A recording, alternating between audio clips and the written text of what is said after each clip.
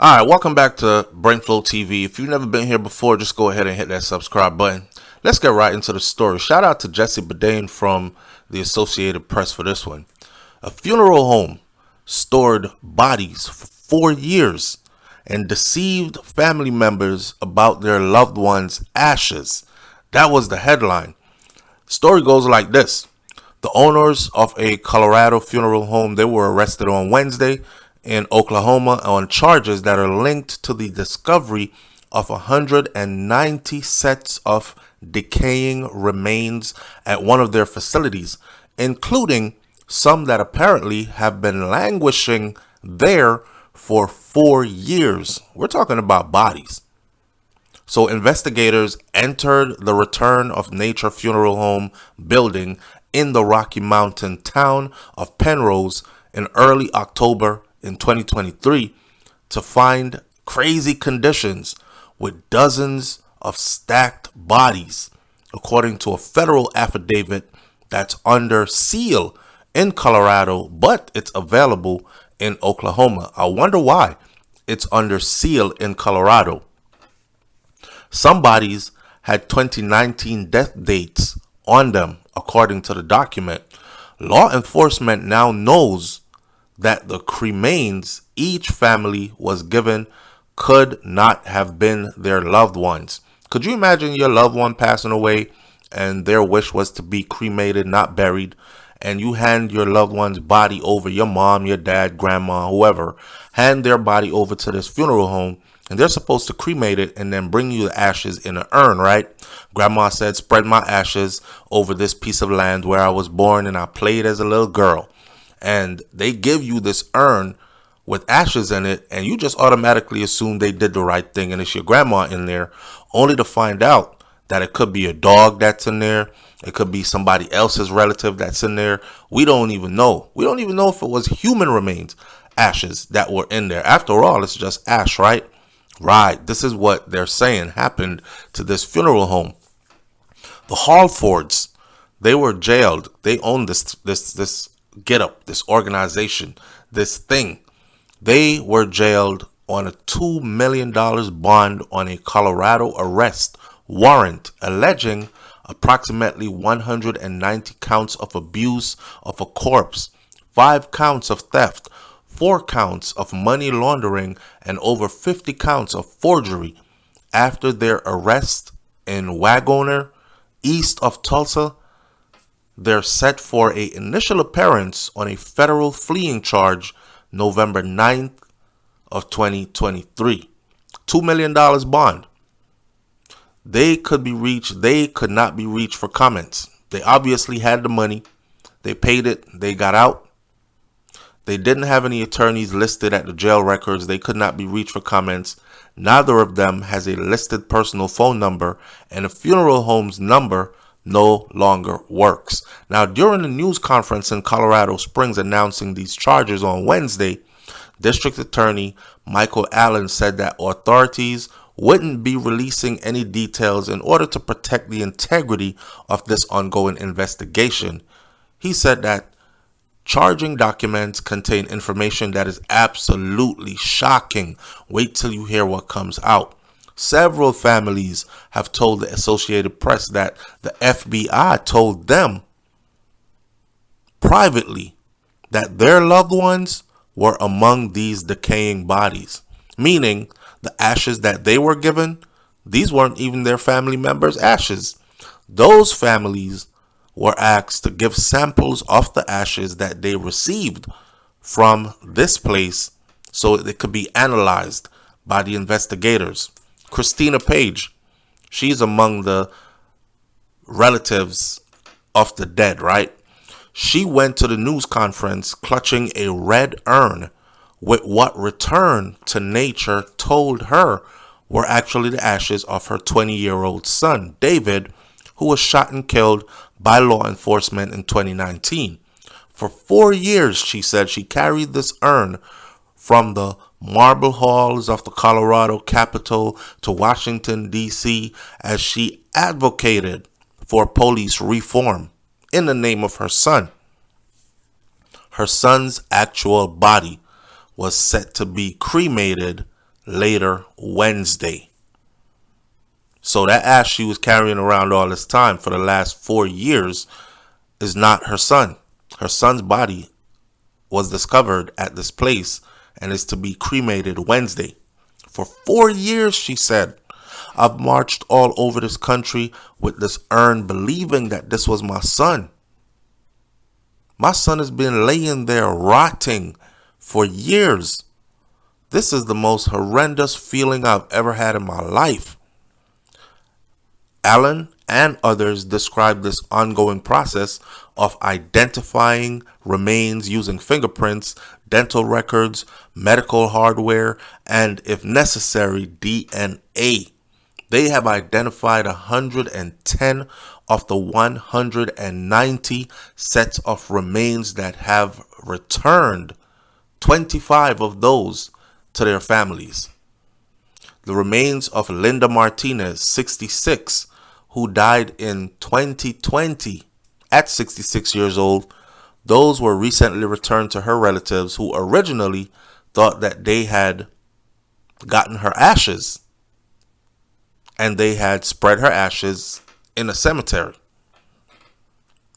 How do you store almost 200 people? This is what her grandson asked. Michael Martinez, he said, how do you store almost 200 people? And how do you even stomach that? Oh, I got 200 dead bodies stashed up in the back. That's crazy. So investigators are in contact with 137 families right now. And Allen asked for anyone who might have worked for or with this company or had done any business with this funeral home going back as far as to September of 2019, please come forward. He also asked relatives of the yet identified dead to contact their late loved one's dentist for records that might help them to identify who their family member is if they are among those bodies that are stored up. The Harford's funeral home business is based in Colorado Springs, and it has a facility in Penrose as well, a small town about 100 miles, 160 kilometers south of Denver. Authorities found the remains October 4th of 2023 while responding to a report of a putrid, abhorrent, nasty smell that was coming from somewhere near the Penrose building. So, the police went over there to check it out. I don't know. Neighbors are complaining. Smells like something died over there. Possibly a large animal. But it stinks and we can't figure out what it is. Police department said, let's go out there and check it out. Send a few officers. They went over there. That's what they found. Officials initially estimated that it was about 115 bodies that were inside. 115 bodies that were inside. But as they found and discovered and searched and looked, the body count increased to 189 after they finished removing all the remains mid-October. The total rose to 190 on Wednesday. Though authorities didn't explain how they got the increase, common sense kind of tells us they found more bodies.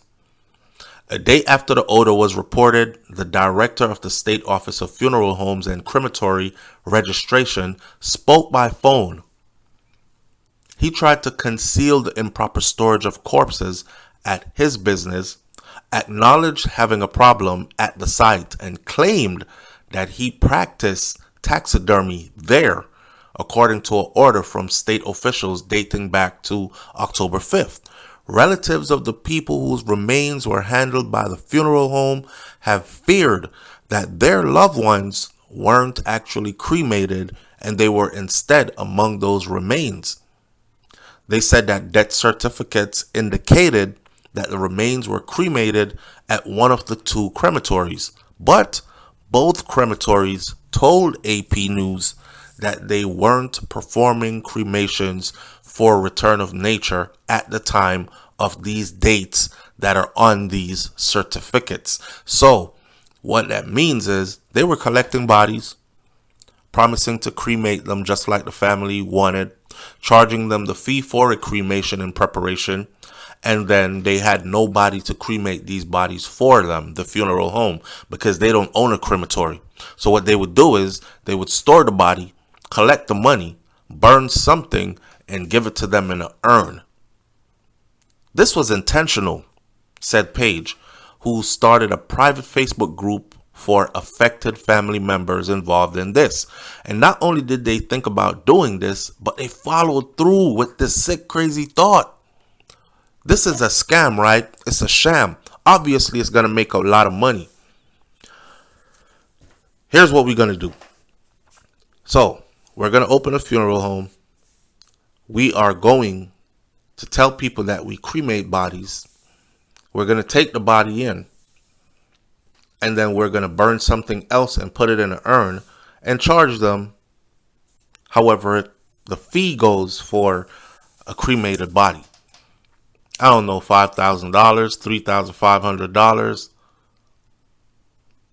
As for the arrests, Paige said it makes it feel like there's an end in sight to this madness. Retired Army officer Tanya Wilson said that her mother's body was identified in the neglected remains that were found last month, and she believes that the ashes that she got from Return to Nature were obviously fake. Nah, you don't say. Come on, retired Army officer Tanya Wilson. If they found your mom's body there, how could the ashes they gave you be real? Now you know that it wasn't. The bracelet left on the body of her mother, who sometimes